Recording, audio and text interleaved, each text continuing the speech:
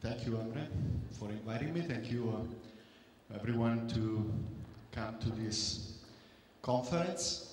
This is the science fiction section of the conference, where I will go through a few considerations regarding curtain walls and building scheme. That's what we mostly do as an architecture office based in New York City. I have a previous experience in more,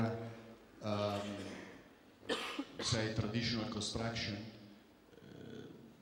if you can call a tower in Manhattan that way, but traditional in a sense of being what we call core and shell. That's what most high-rise construction in Manhattan happen to be. What we call core and shell is the building that is defined by the two permanent elements of the architecture, the way that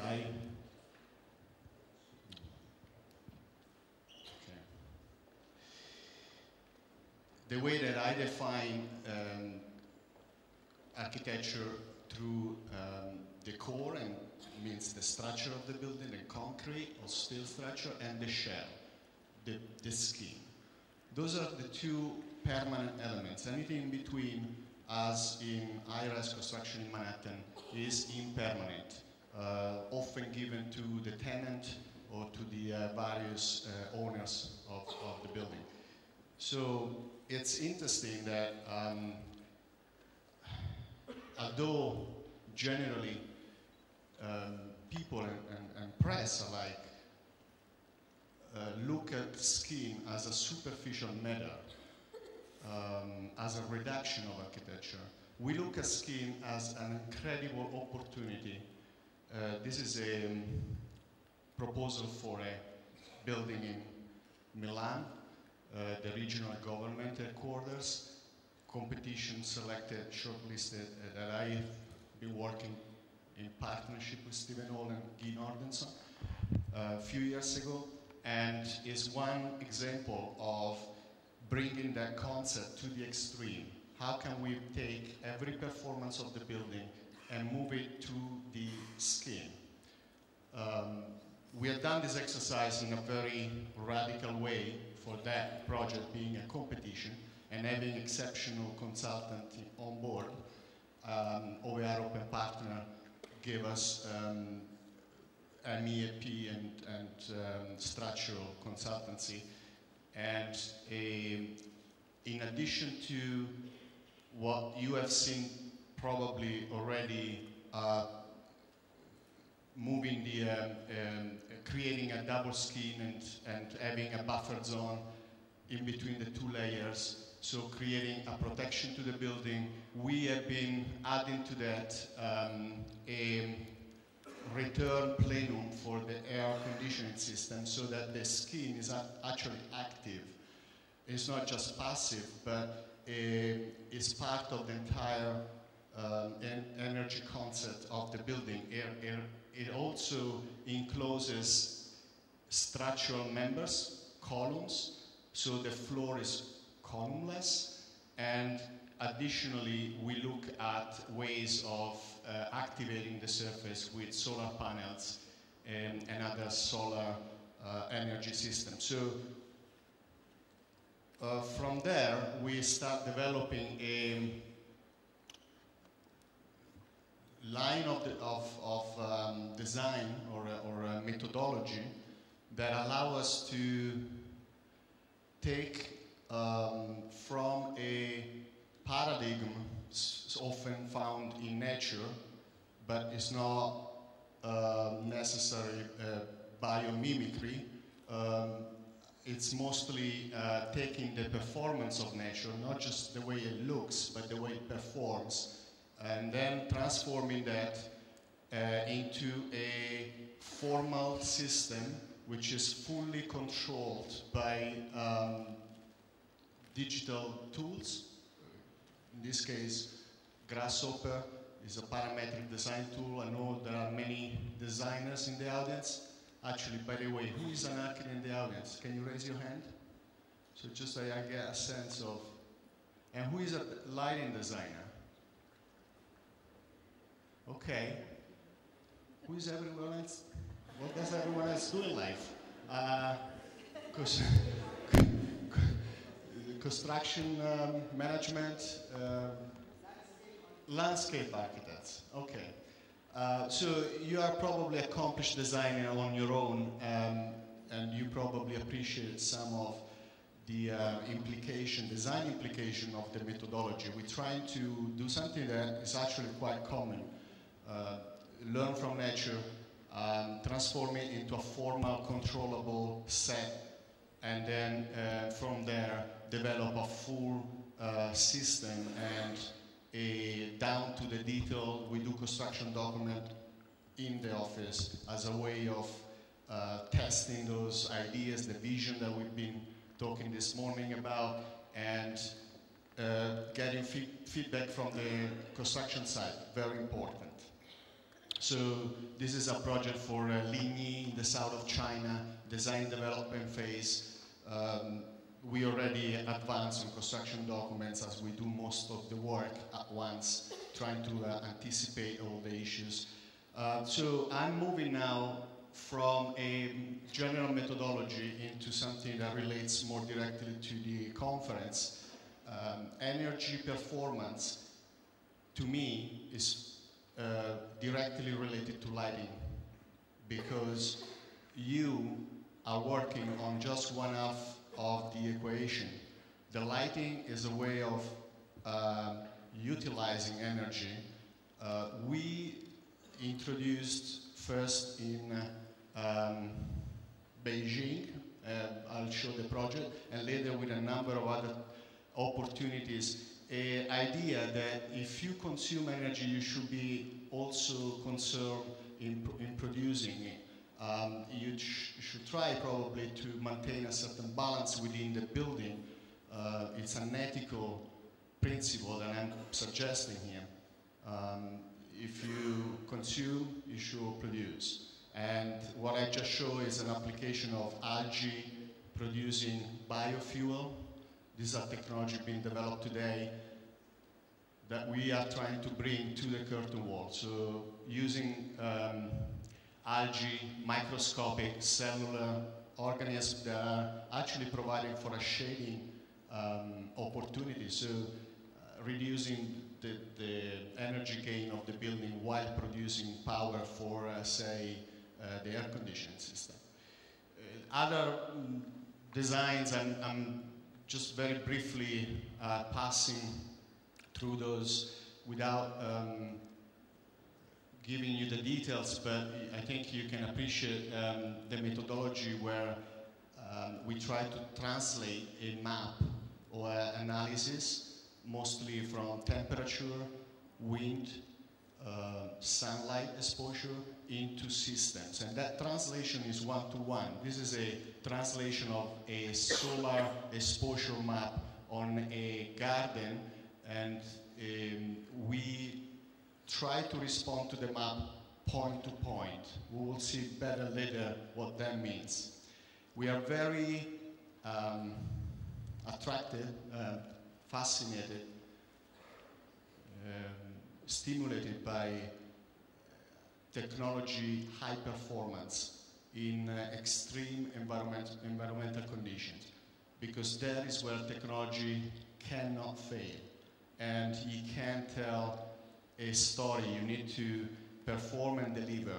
And I think that's the ultimate test.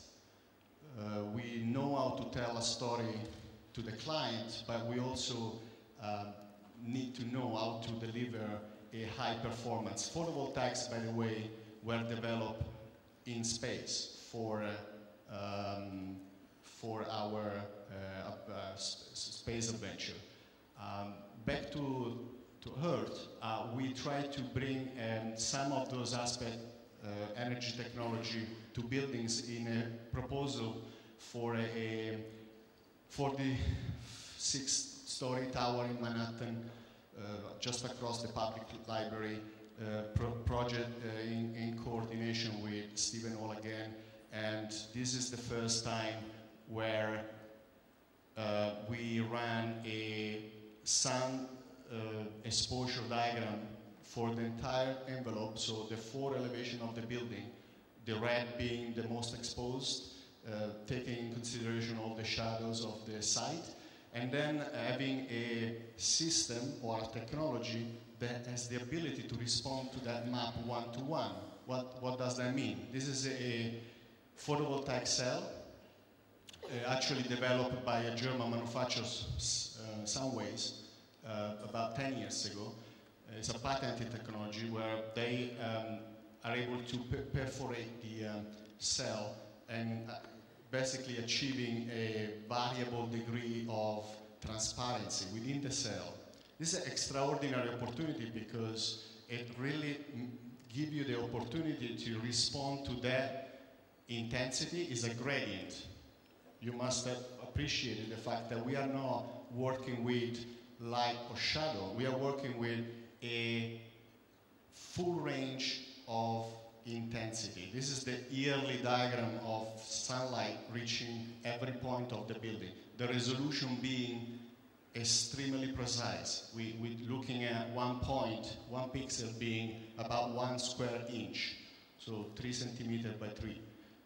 And with the same precision, we can respond with the energy system. So whenever we have more sunlight, we can put more photovoltaic because it's where the materials is most efficient. And whenever we have a lower level of daylight, we can open up. And we do that not by creating a window, but by acting at a micro scale. So we are really shifting the scale of operation from the architectural traditional element, the window, the door, the opening, to something that is microscopic and is sensitive to the millimeter. Some more eccentric perhaps design, but just to show that, again, consumption and production should go hand in hand. This is a proposal for a Shenzhen Art Museum competition, shortlisted. We did not win. I would probably not be here if we had, but I would probably be in China. But this is another case where we're trying to connect interior, exterior, skin producing power, and then through another system of photovoltaics that respond to another set of patterns or line analysis maps. We call it data set, and then that energy will be brought to the interior, creating a somewhat more artistic, perhaps creative type of pattern on the interior of the, this is a very large cavity, being the atrium, vertical plaza we call it, for the museum. So the energy component of the project, of any project that we work on, is very strong. Second component is what we call the narrative. We've been reflecting on some very early case of narrative. This is a church in middle of Italy, Spoleto. It's a church from the 12th century, I believe. And as many other churches throughout Europe, and I'm sure even in the East, there is a long tradition of telling a story through a facade. In this case, it's the attack of a lion to a peasant. And the amazing thing is that there is a sequence of images with a cinematic quality. It's 1 frame per second. It's movies, 12th centuries. So the facade telling a story and also implying a time factor. So it's a time-based narrative. That sounds familiar, right? Someone else, some 700 years later, tried to suggest the same thing. We probably all know this. Blade Runner visionary director Ridley Scott. 1985 is telling architects, hey, have you ever figured what you can do with the entire building?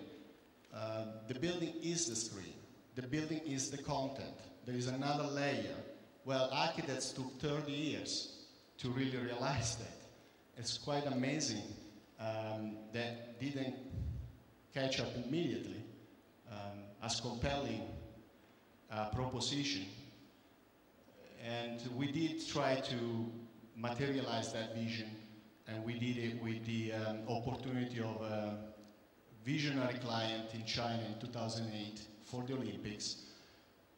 An entire building transforming into an energy plant during the day and a largest display at the time of construction, 25,000 square feet of active display.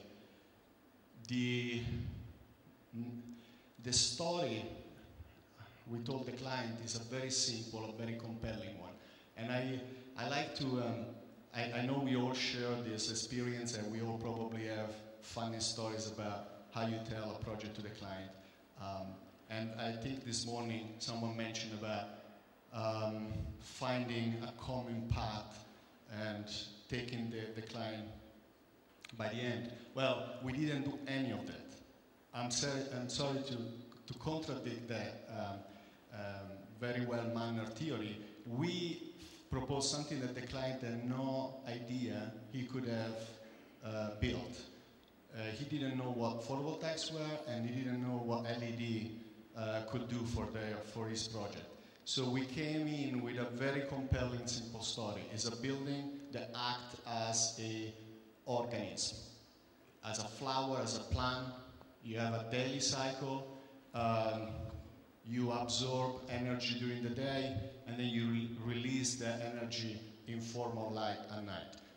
Extremely simple, very important that we actually relate these two performances, day and night, as the client never questioned the use of photovoltaics later on.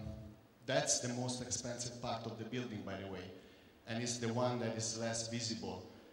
So I expected at some point what I've seen elsewhere, let's print the photovoltaics on the glass and it's going to be okay. Nobody is going to know that it's actually a printing and it's not silicium. But in fact, because we related the two performances, he actually never questioned. In his mind was very obvious and very intuitive that the building should keep that balance together. This is a diagram, so simplicity of story but complexity of construction system. We came up with this layering, again, not very original. We have seen layering before, but we tried to bring it to another level. We really don't want to have any threshold, any boundary. We want all systems to act at the same time in perhaps different moment of the day, but in the same module. And by the way, this is a drawing that we did very early on. This is concept design. Just to be very clear, we are an architecture office, and yet I think we architects, we cannot leave those skills and this knowledge to others. I think it's our responsibility. It's part of the vision. The how and the what and the why that we saw before, it should actually happen at once and should be part of that one vision. That's what we believe. And the client, of course, was very excited about this, and yet we couldn't point to anything else that was done before and show what we meant. So we had to create our own tools. How do you show active content on a picture? So we did an animation, but the animation didn't convey quite the interactive quality of the piece. So I want to show you very briefly what we did to convey that idea and what we did to grasp just a sense of what we were doing, because there was no precedent. And I was just hearing a colleague just now saying, you can't predict light, and this is a beautiful observation. It's very hard to predict. So we created what we call the simulator. Is an application that you can download from the website now, and you can use it to show content on the wall. We reproduce the exact resolution and transparency of the facade. You can upload your own content. And by the way, artists that were commission work for the media wall were very intrigued by this tool. They could use it for, this is my favorite,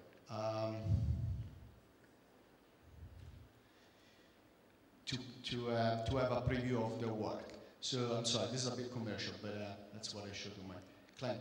The very intriguing thing is that when you are very close, it's very abstract. It's low resolution, 1 point per meter.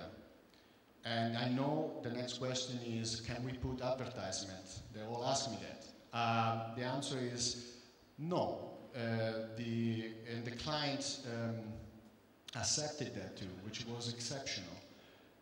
This is a form, an artistic form of expression, and we all know that abstraction goes together with art. There is a level of interpretation that you cannot take away from it. So the screen is low res, and it does not allow you to really fully perceive what it is shown. This is from the street, unless you really move away and you engage what we call the urban scale, and then you have a understandable perception of that content. So it's really interesting, engaging different audiences at different distances and scale. It's a truly urban project in that engages people within a mile from the building.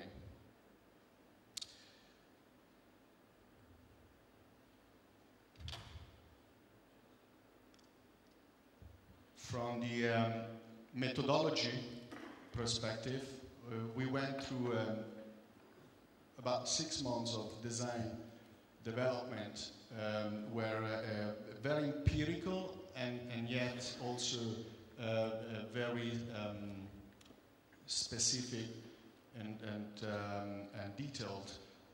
Empirical because it implies your perception. What do you see when we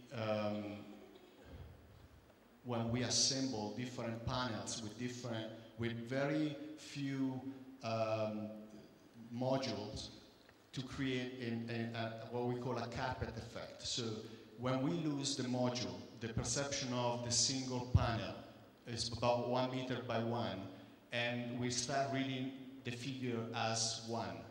That was the effect that we intended, to reduce the number of different modules for economy and to yet express a large, wide range of variability. That's, I think, one of the challenges that we all face as designers. How do you face complexity and yet you respond to economy of construction? How do you create variety and at the same time simplicity? So the other interesting aspect of this pattern is that it's not decorative, it's performative. Every single figure or pattern has a specific level of efficiency and power production. So we are not just looking at fancy or aesthetically pleasing drawings. We are looking at different ways of producing power and letting light into the building. Very early renderings, they convey an idea, but they don't quite yet really express the potential of the media wall. So we went through another series of analysis. In this case, are not renderings are simulation. You are all familiar with it. We are really measuring light and as against the property of the glass, changing interlayers to figure how to best translate that light into a larger screen. Those are simulation. OVR open pattern again help us very much in this phase. Not the vision, is the translation of that into a workable system. Testing has been pointed out this morning, extremely important, especially in this case because we didn't know what to expect. The client didn't know what to expect. About 6 months of testing in Beijing next to the construction site because we needed to have exact lighting condition that compared to the final ones. A lot of measurements. So it's a procedure that suggests a lot of creativity perhaps or subjectivity, but is also supported by hard data. Construction went extremely fast in comparison to design phase. And yet another discovery after the building was finished is the quality of the material itself, the beauty of the panel. Just as architects, I'm sure you can appreciate that tactile quality. It's not just I think a striking, iconic presence, but it's also at different distances, convey different qualities, and is interactive in different ways. There is a very, you can call it analogic way of interacting with the environment, which is just simply reflecting the light in very different ways during afternoon and morning time. That's the same facade with different intensity in coloring and reflectivity. And then one system start to dissipate and the other kicks in is the lighting in the evening and then explode in this full spectacle, urban spectacle. We engaged with a number of digital artists. We commissioned about 7 artists from all over the world.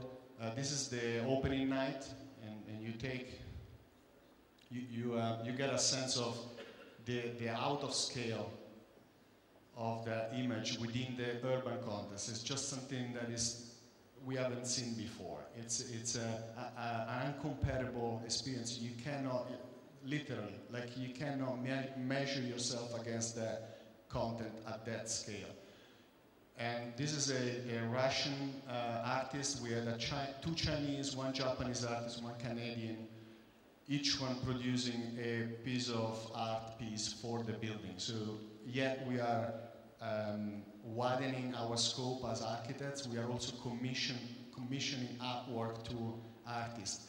Interestingly, there is one piece that became the default piece of the building. One artist came with me with a very interesting question. What does that building look like? This is an issue of identity. We are used to think of buildings like the way they look. And you go to that building, the building, the red building, the yellow building, the square building. There is no shape and there is no color to this building that is fixed. So that was a very interesting observation. So we decided that one piece should be the default piece of the building. It was a green, beautiful pattern changing based on power, energy production. So interactive with the system of the building and became the default piece when there was no exceptional program that would go on and give an identity to the building. Those are new issues. I think there are new problems that we were not used to face a few years ago. And the project was very well received. For some reason, it was probably the right place at the right time, was relevant to the moment, and and the range of reaction is very interesting, from the very corporate, established outlet to, the fringe. This is Kanye West, the rapper from the Bronx blog. I can't read it aloud, but I'm sure you get the sense of it. Raving about a photovoltaic system. So you get a rapper that is supporting an architectural project. I think that's one of the magic of this project, that really invests a wide range of potential audience. I'll just move across, and I don't know how much time I have left. 5. Whoa. So very quickly, a range of projects that came after that, and that are the different developments of the same principle in all kind of different directions. This is using ATFE. So now we're looking at new material, very experimental, pneumatic structure for a Malpensa airport in Milan.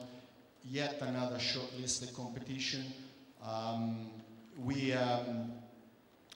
conceived a large pneumatic floating roof, and we tested the daylight filtering through the roof, as well as a photovoltaic system that is attached to the ATFE. It's a new technology just been developed by Vector Foiltech in Germany, Bremen. And so right there we have yet another opportunity to start mixing technologies and melange of energy performance. The pattern being regulated by, again, sign analysis, which by now are obviously a sketch tool for the architect. Sign analysis give us the intensity of light penetrating the large roof, and from there we translate point by point that analysis graph into a pattern for the photovoltaic. And at night, again, LED reflecting on the ATFE, which can be combined with translucent layers. So we can give different layers of levels of translucency to the material, and we can use it as a screen and yet maintain it transparent enough for the daylight performance. Those are all aspects of a project that traditionally we find in different independent components, and we try to combine them and integrate all systems into one architecture. What we learned from that project was applied to a recent project for Thomson Reuters in Times Square, New York. They want to revive their branding and make some iconic sign for their building. And we came in and suggested a 6-story high structure inflated that will be, again, on an energy level, self-sustaining. We look at different ways of integrating photovoltaics, one more traditional and one more advanced, and we went through an amazing design development process with the engineer giving us patterns of stress plot through the structure. Those are plots that, if you're an architect, you just in love with this kind of patterns. You don't get that in an average structure, building structure. It's only because of the way that stress travels through the pneumatic material. It's a very organic building. It stretches, it's inflated, and it reacts to the temperature inside and outside the building. So the shape changes a lot depending on pressure and stress. Those are, again, sign diagrams that allow us at the sketch level very early in the process to adjust the shape and make it more efficient. So this is a performative shape to get a sense of how much power we can use, and from there a calculation of the battery and the PV photovoltaic and the LED consumption. Red means we are running negative, green positive. So you see it's mostly green and the overall number is positive. So this is a positive energy structure, not even zero energy anymore. We're moving into positive. It means the building can start producing power rather than consuming. This is a very special case because it's a design-build project, so we had to actually get dirty. We had to put the pieces together. We had to produce the system and put it in the museum. We found an extremely supportive company that gave us all the infrastructure and logistics, and we actually put together the panels. And it was an extremely challenging and yet inspiring process, because then you realize as a producer how many skills and experiences are involved in such a small little piece of architecture. This is about 2 meters by 4, so it's a fraction of a building.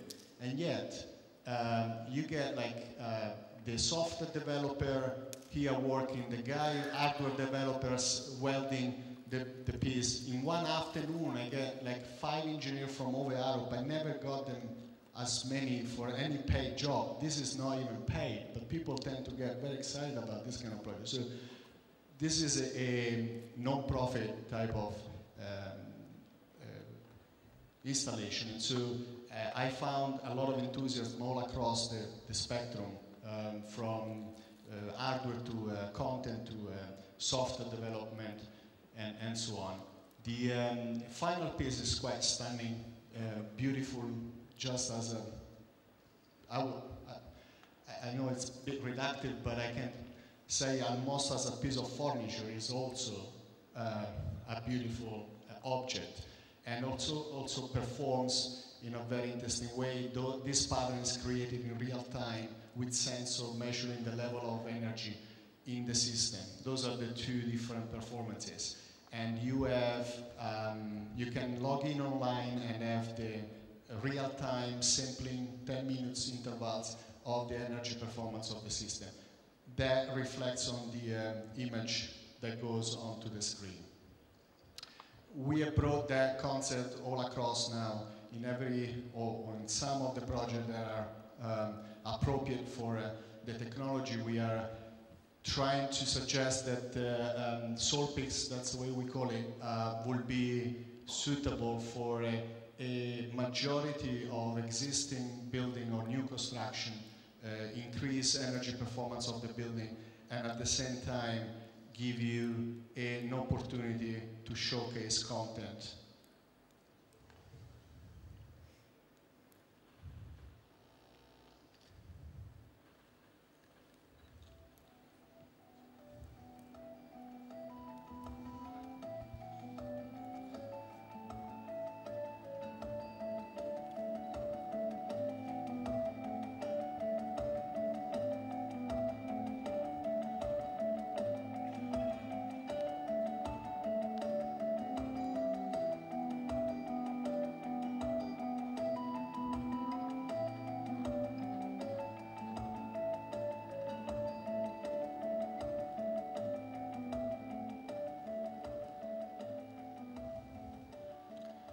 Thank you.